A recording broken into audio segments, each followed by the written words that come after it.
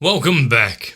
As you saw in the last episode, well, nothing can really stop them at this point, not even a shuttle hurtling down a mountain. In fact, the mountains themselves seem to break way before them. So really, what are we worried about? Oh yes, another group of misfit antagonists, one with a serious dance complexion, one with a serious dance fascination that wants so badly to be in JoJo, and a lost child with magical abilities.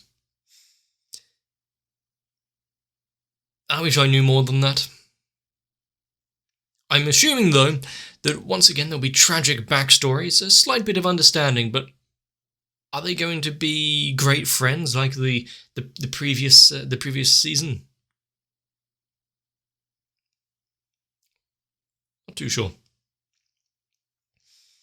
But, the world is up for saving once again. Can't go 2 weeks without having some sort of disaster. So, grab a drink. Let's begin.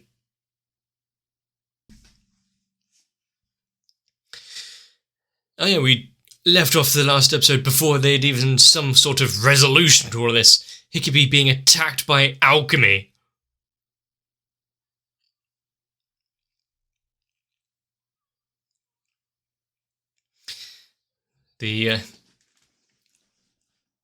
Once again, the grand goals, Senki Zesshou. World domination at its finest. At least Biggie doesn't have to worry about transforming or anything. Considering the tarmac and... Oh, she knows she's...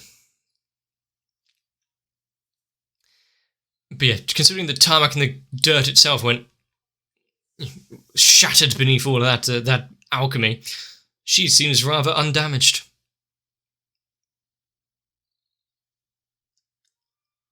Useful. Depends on the reason.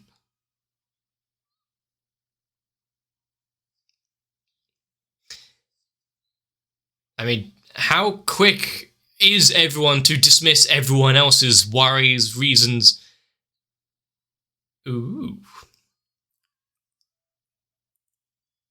So, unlike you, I have a reason to fight. Yep, okay. Wanting to protect everyone around you, your friends and family, that's not good enough. One might say that they are more similar than they realize.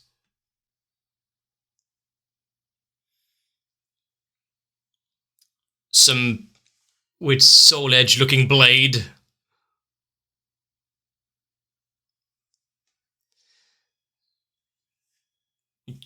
Going from the chanting straight into a kind of standard upbeat poppy version of the opening song, being accompanied by witch trials and burning.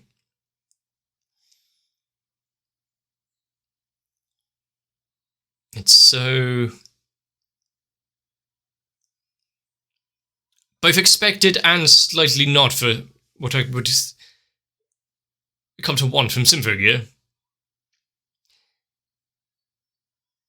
Does Maria get a new weapon? She's no longer donning the black gungnir. Okay. What's with the Soul Eater-esque character design that I just saw?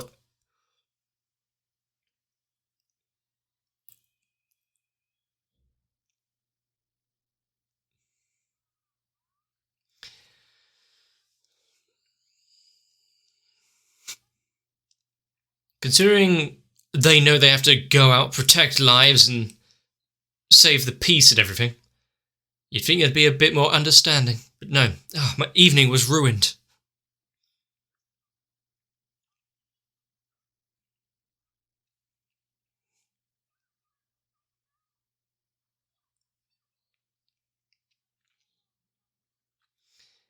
Let's quickly evacuate the scene, run away.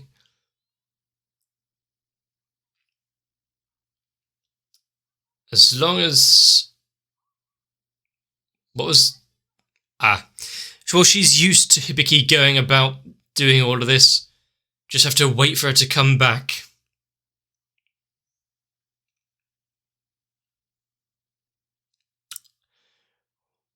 No, not a bad transition, going from a monorail to the helicopter. But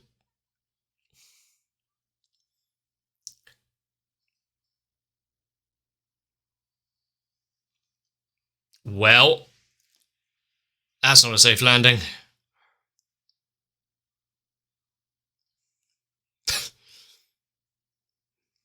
Kono dio da.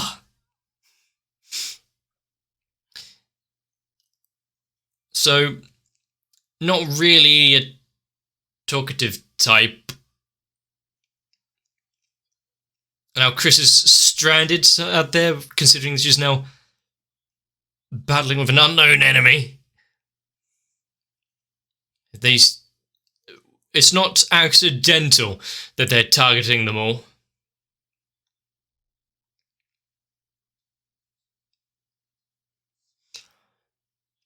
Figure it out as quickly as possible. Hopefully the explosions there aren't trying to destabilize the arena.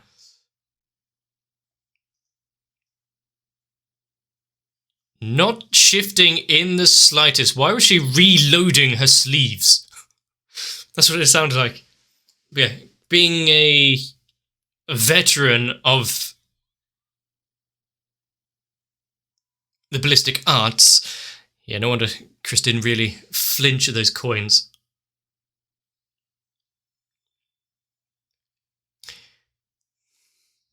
Does she get the embedded jewels?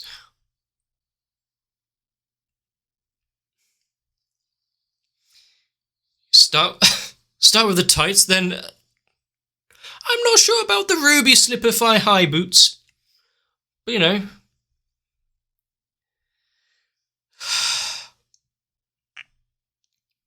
Gratuitous and yet so needed.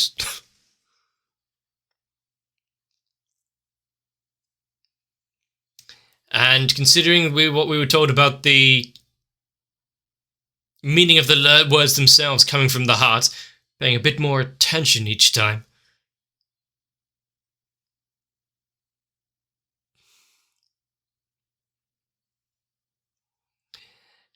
And if they are, do they have an idea of how much danger she's in? She's been taking some lessons from Hunter x Hunter. If only we had Ahsoka nearby.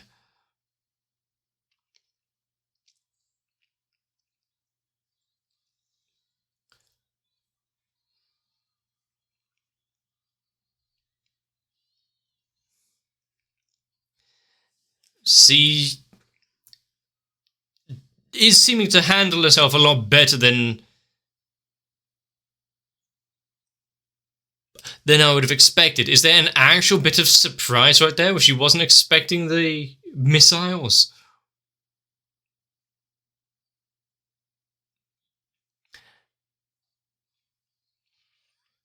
Just a straight lunge.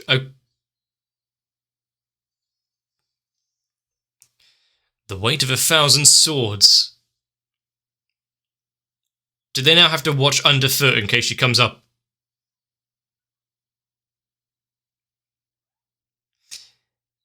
To be fair, unknown enemy. Just get away, regroup, figure out what's going on. Not a bad plan.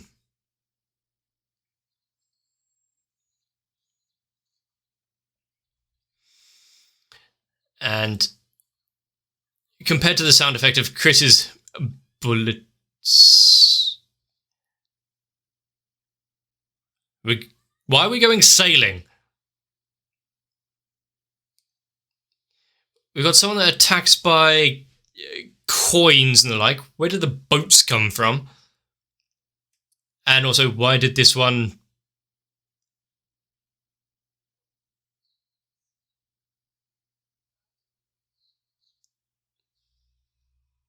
try to reach out and help Chris? not fully on board with the rest of them.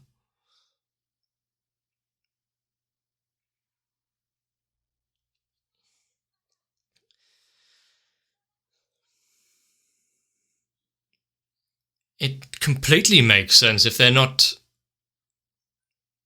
up to the same level and put themselves in danger and the like.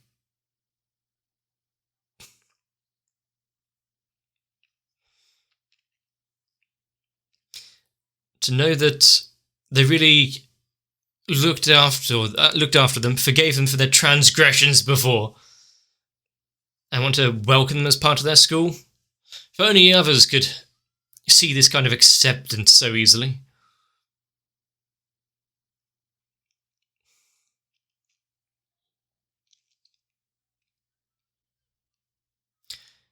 Hopefully the two standing nearby to them aren't going to be embroiled in anything.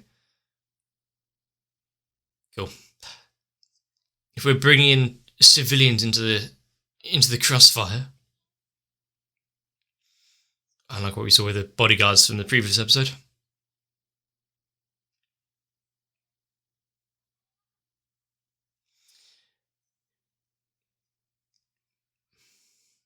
Small bits of learning and growth.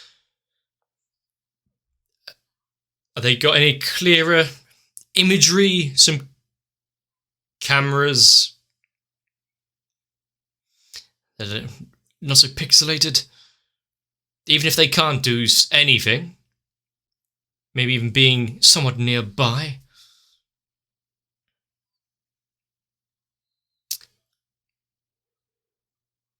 Yeah, you could do with some extra layers. Little Red Singing Hood.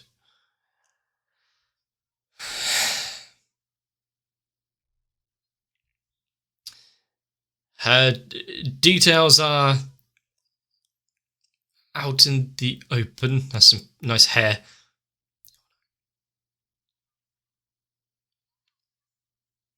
Okay, so they're not part of the antagonistic group, or at least if they are, they're working against them.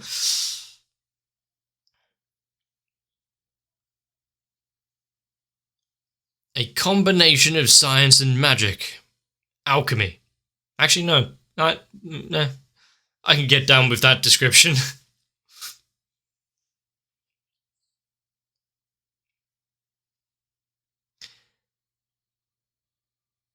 He's trying to make a quick buck. Is there any sort of punishment? Is it? Okay, it is the same. Is that just, what, energy, life force? Anything in all between?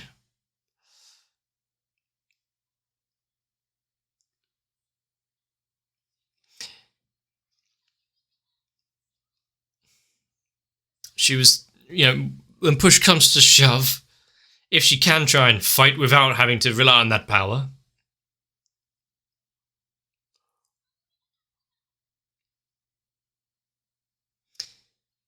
Even if she has to force you.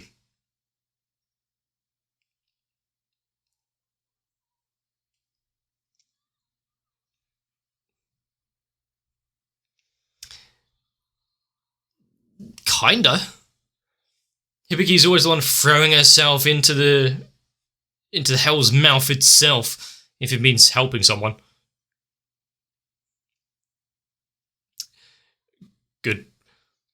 The fact is, like, okay, noise, no instantaneous crumbling. Might as well attend the battlefield myself. Unfortunately, yeah, he does have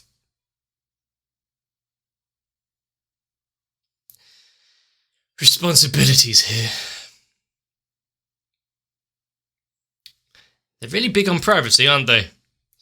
Despite causing this kind of devastation, they want their private time.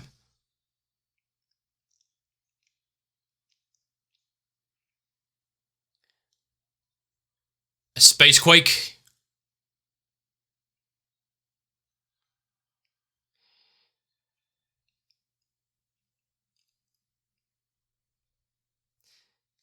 Good thing that she had been learning well from him. Which action movie was she taking that kind of defense from? Huh. Well, about that.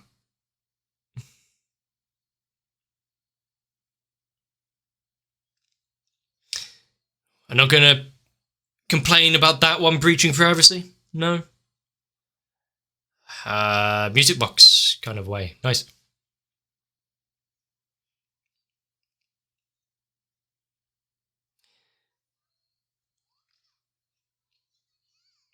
This voice is rather grating at times. Probably by design?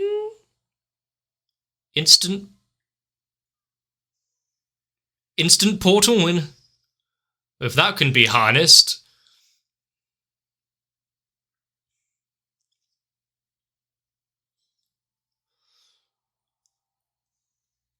You see, there's a few ways that people can go after being driven to a corner and losing the ones they love if it seemed unfair or unjust or or avoidable.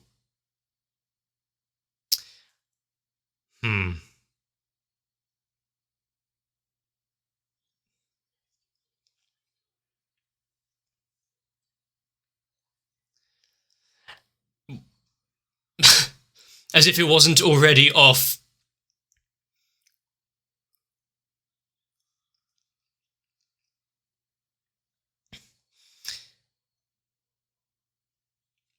That doesn't matter right now.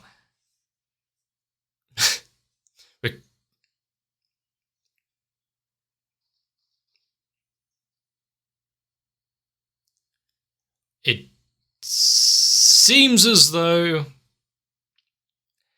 they have now been given the authority.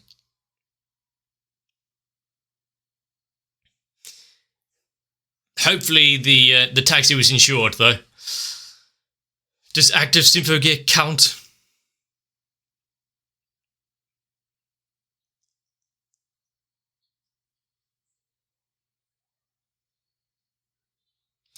Well, alchemy itself might be stronger, you never know, but it's also they seemed rather skilled.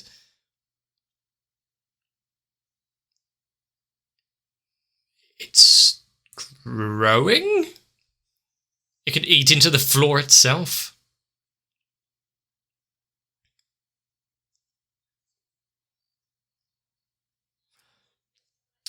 Now, considering they've just absconded with this vehicle, created some Grand Theft Auto,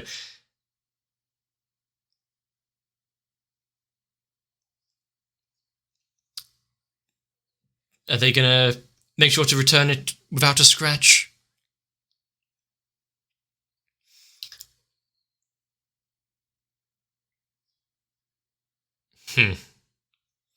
Every move is being recorded. Does she have a set schedule when she's allowed to use the bathroom?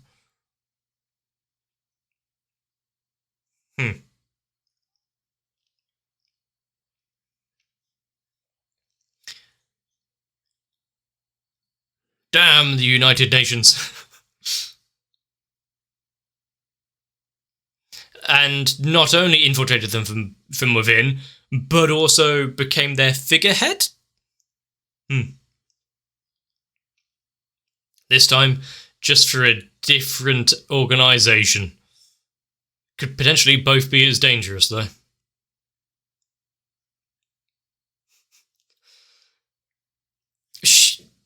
Okay, I was about to say, should you really say in full confidence and actually gloating in the fact that this propaganda is brilliant?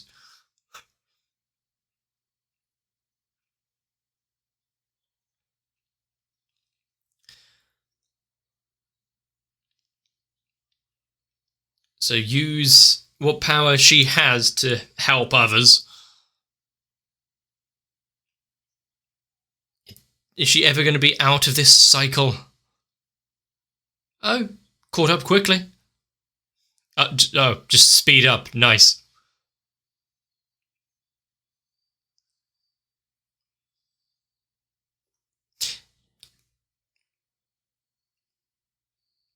A good time for needing some binders or corset or something there. Not sure how often it would be needed, though. The vehicle itself is cut in twain.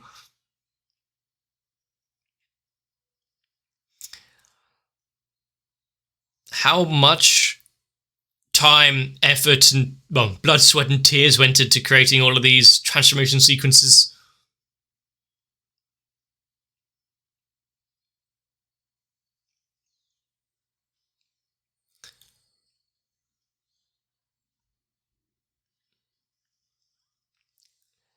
And considering that, oh yeah, that's not going to buff out.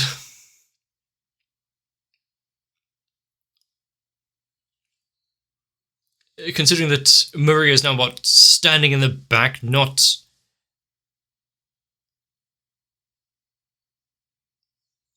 able to help out in this situation.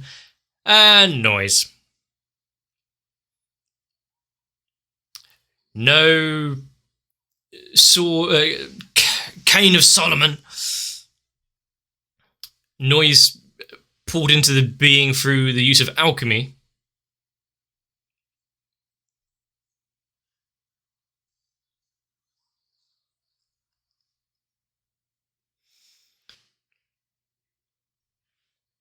The thing is, even if it takes down one sword, Sebastian's holding so many more.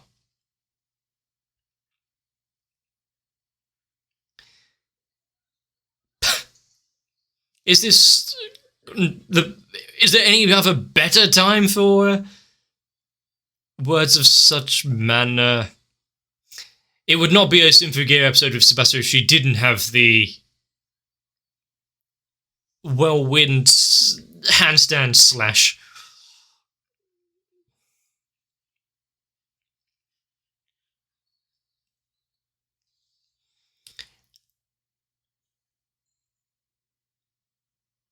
As it slowly eats away, the noise itself. Oh shit.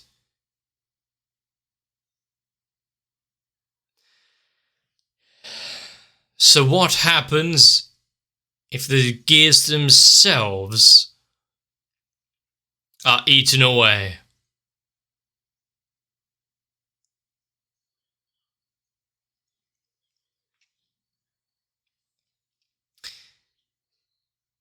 They're a noise amalgam.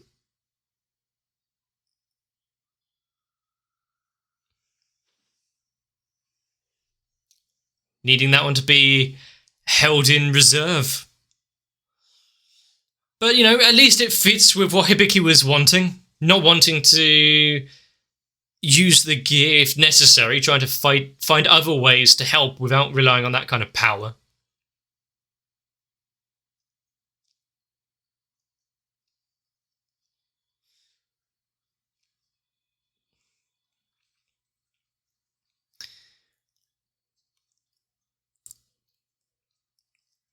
I like this. It's got a nice beat that I can feel through it. Yeah, an interesting set of antagonists. I think there was a line there, like, oh, you may be this way. Me mentioning that they looked like clockwork automatons or whatnot before. Does that mean all of them were made through the power of alchemy? She's unlike others in the past which have groups that have backing them, whatnot. She's truly alone, just creating her own friends and servants.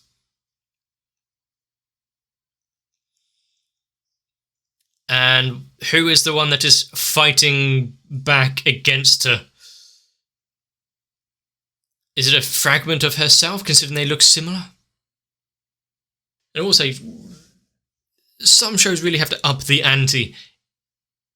If you've started season 1 with, oh, the moon's coming down, They've got to really escalate each time to have that danger level really hit. So, how are they going to get through this one? Whereas Symphogear, while also actually still doing it, considering we had the moon in the last one, seems to try and strike a different balance. This, instead of just going for raw power and destruction, it's more of the strength of heart, working towards a common goal, even with completely different means to an end. But when you have someone who has had their family literally burned in front of their eyes, wishing for some sort of comeuppance, understandable. But also, how old is she? Did we have these kind of witch trials? Well, did they have these kind of witch trials a month ago? Or is she, using alchemy to prolong her life and only now really wanting revenge upon the world? The village itself didn't look too advanced back then in that flashback, if I remember right. And considering that what I was saying about the whole power scaling thing, if we're now getting to the point where look how good they've got at using their gears, what they've been able to achieve through linking of arms and songs, they can close a rift itself in the sky, to now having to fight without that power, back to basics. Can they find a way to fight back against this disintegration, against alchemy itself? Is there a way to strengthen the resonance to fight against it? I'm asking a lot of questions. It's only episode 2.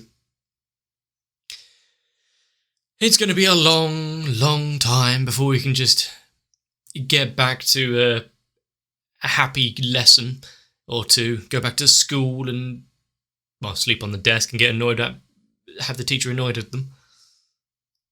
Or any class talent competitions again.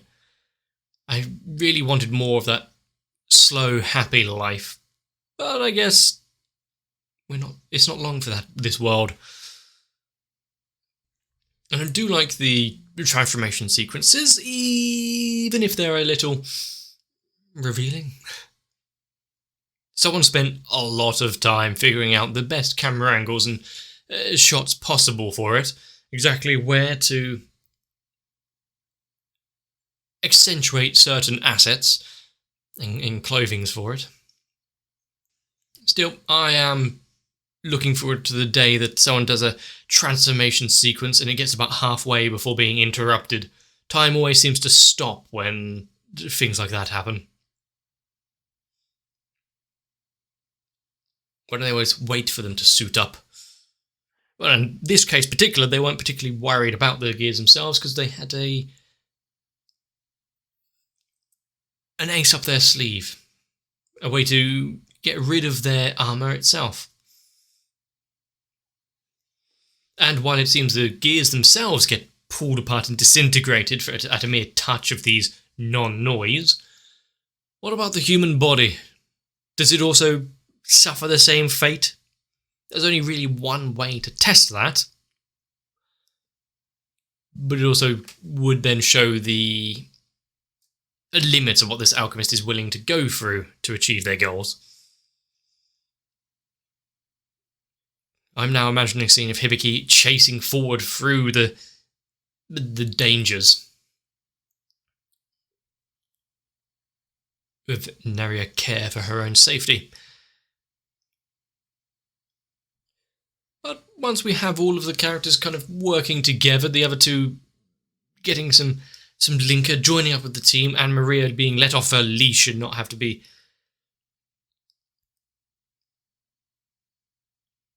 monitored and followed by the UN 24/7. I think they'd be a good team. It's just, how are we going to get there? But that's a question for the next time. And if you've enjoyed this episode, let me know. If I've entertained you, if I've said anything of value, I'd be surprised. But you can let me know by leaving a like and a comment down below. Consider subscribing. But do take care of yourselves. Who knows when the next atrocity is going to start. That's why I stay inside and just watch some anime. What could go wrong? So, get some rest, because I want to see you there. If you want to be pulling the strings to the puppet that is my channel, consider joining on to my Patreon, because thanks to the likes of M.O, Noku, Sao, Guado, Kite, Ruben Filamawa, Raywin, Wolfie Sensei, and everyone else, I know that I'm not fully alone, even if I have to take on the world. That seems a bit of a stretch, so I'm just going to sit down and watch some more anime.